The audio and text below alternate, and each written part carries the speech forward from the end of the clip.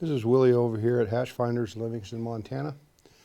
And tonight I'm going to be tying this, what I call the Midge. All it is a soft hackle midge. And I love fishing this thing right underneath the surface, regardless if they're feeding on the mergers or feeding on the surface. I can catch fish on this. And a lot of times I just run two of them together, one right behind one another. And that's super effective to catch fish.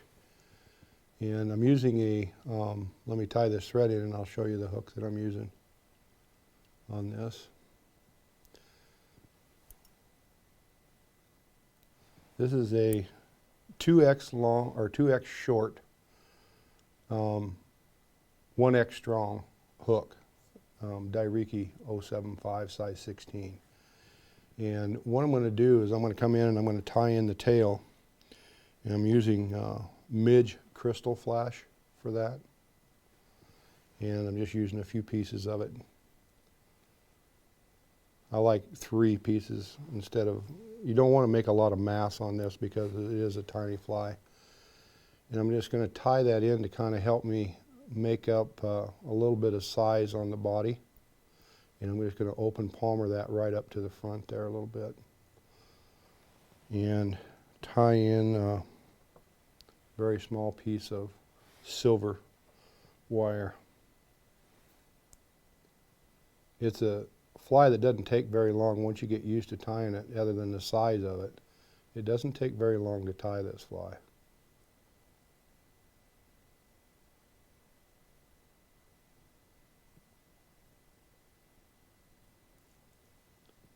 Just kind of taper the body just a little bit, and you want to stop back away from the eye. So you're going to be basically tying in at about 2/3 the shank.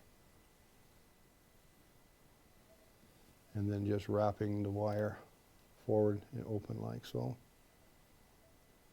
When I get up there, I'm going to close palmer that wire real quick like that, and then just wind it around so it pops off.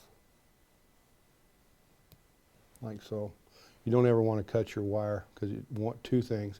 Makes the wire sharp and also dulls and ruins your good fly tying scissors. Now with that, I'm going to come up here and I'm going to make that tail about the length of the shank. Like so. I'll wrap down that wire a little bit with a few wraps of thread. Come in and half hitch that. And then I'm going to add a little bit of black dubbing.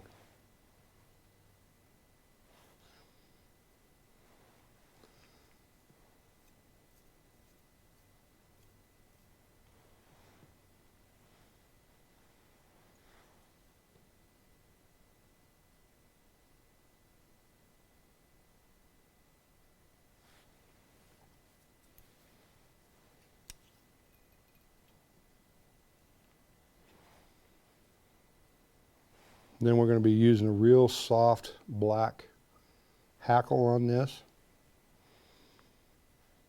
This actually comes from a Whiting tires pack. It's just a split cape. Everybody else thinks it's junk. For a fly tire, it's gold. And I'm going to go ahead and strip that off with the stem and tie it right in. And because of the size, you got to make sure that you're making 3 to 4 wraps and calling that good. You know, and make sure that it's cinched down. Throw in your half hitch so it stays, you know, it stays put, and that sequence is done.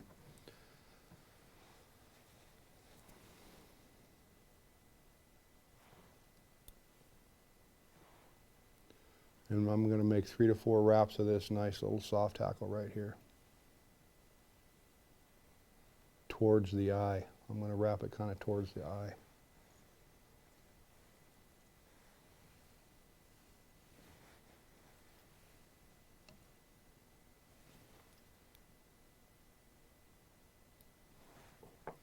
Now what I'm going to do before I tie it off is I'm actually going to take and kind of break those barbules up a little bit, and then I'm going to press them backwards with my fingers, and that'll give us our nice little soft hackle effect right there.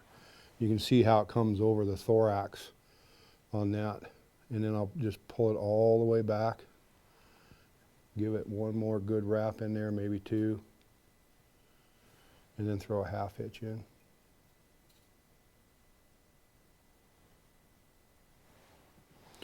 And then I'm going to change flashes.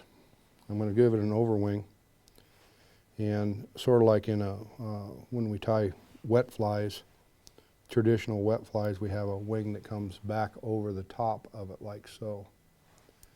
And the material that I'm using right here is called crinkle mirror flash from Cascade Crust.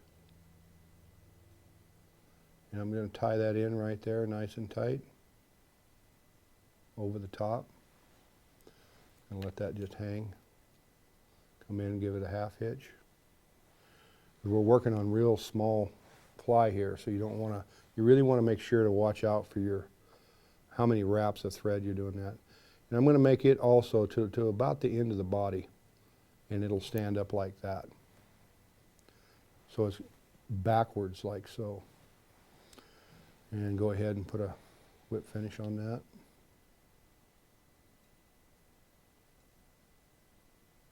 What's interesting is that when this is fished, the two different styles of flash actually create a halo over the top of the fly.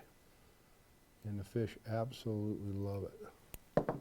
And that's the finished fly.